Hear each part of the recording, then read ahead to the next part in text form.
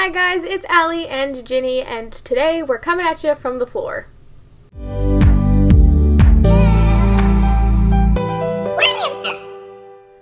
A while back, I made a video on generating and building story ideas, and that video was more so about taking little bits of inspiration and turning them into a fully fledged idea, or just coming up with an idea from absolute scratch. But today, I wanted to talk a little bit more about how to deal with ideas coming at inopportune times, kind of what those things are, and also how to deal with them a little bit, because I'm finding myself in a very similar situation right now. So let's just get into it. Want to take a nap? Okay. You nap, Mom will talk. Inspiration can come out of nowhere, and at the least opportune times. We tend to get inspired by things when we allow our minds to wander. If you're really focused on your homework, probably you're not going to just randomly have an idea for a story, but that means that unfortunately a lot of times your ideas are going to be coming at the rare times when you can let your mind wander, which are usually the most famous ones are when you're in the shower / in the bath or right before you go to bed. So I have this all the time, anytime, especially right before I go to bed, because I do tend to think about my book and other stories right before I go to sleep.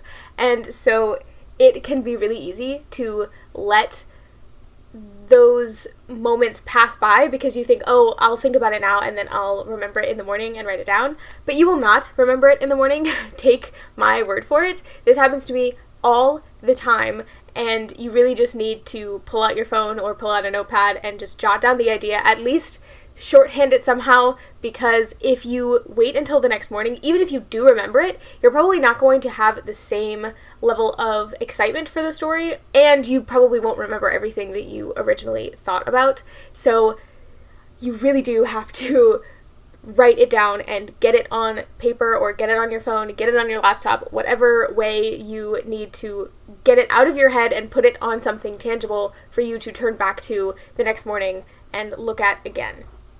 As for the shower situation, that doesn't really happen to me as often, but I do know that it happens to a lot of people. Oh no, your toy fell! Here. There you go. There you go. Are you comfy? Okay.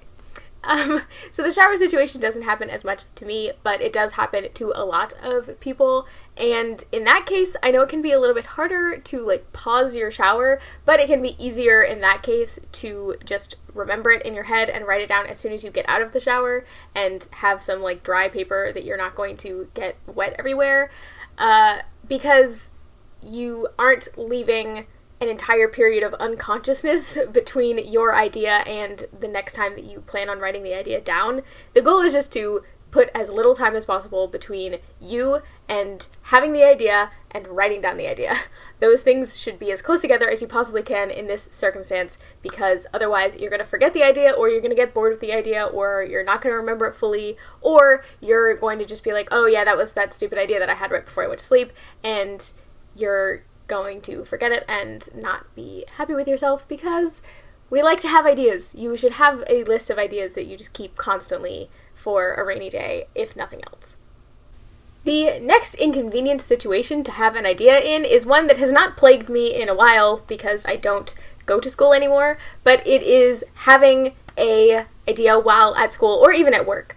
This happened to me so much in high school, and it was the most nerdy type of delinquency you could possibly imagine, but I would just straight up ignore my teachers and take out a piece of paper, put it on top of my notes that I was taking for the class, and just act like I was taking notes and glance up every once in a while to make it look like I was paying attention, but really I'd be writing down ideas and entire stories and things like that.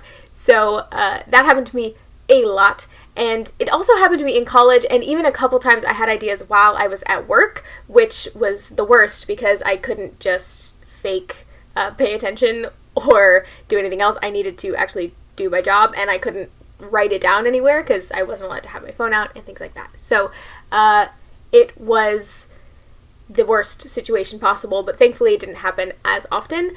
But I know that there are a lot of people out there for whom this is a pretty constant issue.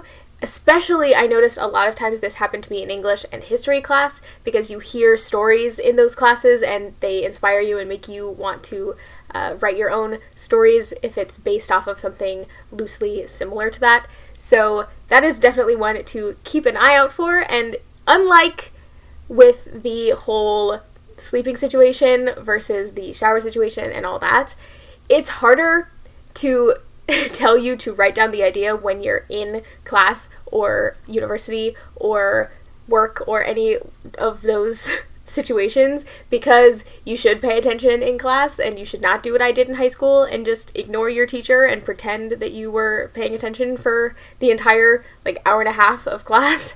But I do still think that you should write down the bare bones of the idea at the very least, so that you can reflect back on it later. And if there's a period of time where they're talking about something that you already know, or you're finished with a quiz before everybody else, then you can use that time to flesh out the idea a little bit more.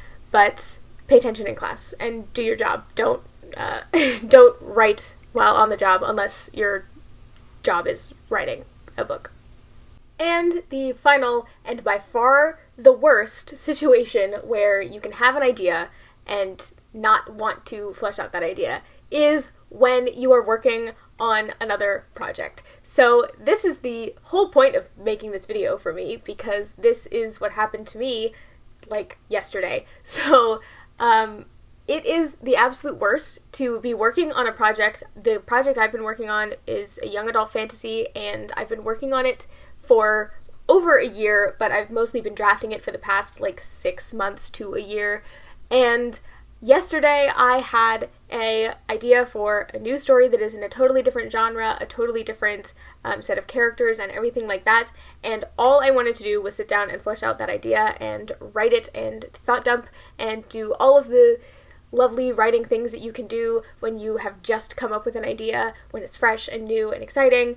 And there was the little tantalizing thought in the back of my head of, what if you just used Camp Nano, which is coming up, to write this book instead of using it to write another draft of your current work in progress, which was my original plan, which is still what I'm doing, I promise. But it is the worst scenario because you are balancing yourself between two different ideas rather than just school versus writing or sleep versus writing. It's much easier to make those decisions than to coach yourself to not flesh out an idea because you're working on a different idea. And there's a bunch of different ways of getting over this, but the general consensus, and what I agree with, is that you should not give up a existing work in progress in order to focus on a new one. However, you should definitely give yourself at least a couple hours or even a day to a week to flesh out that new fresh story first, because you want to give it a good foundation for you to come back to it after you're done with your current work in progress. And also, if you just tell yourself to forget about it, then we go back to the sleeping scenario where you're either going to forget it or you're not going to be as excited about it, and you're probably not going to be as capable of fleshing it out as you would when it is brand new and exciting and fresh in your mind.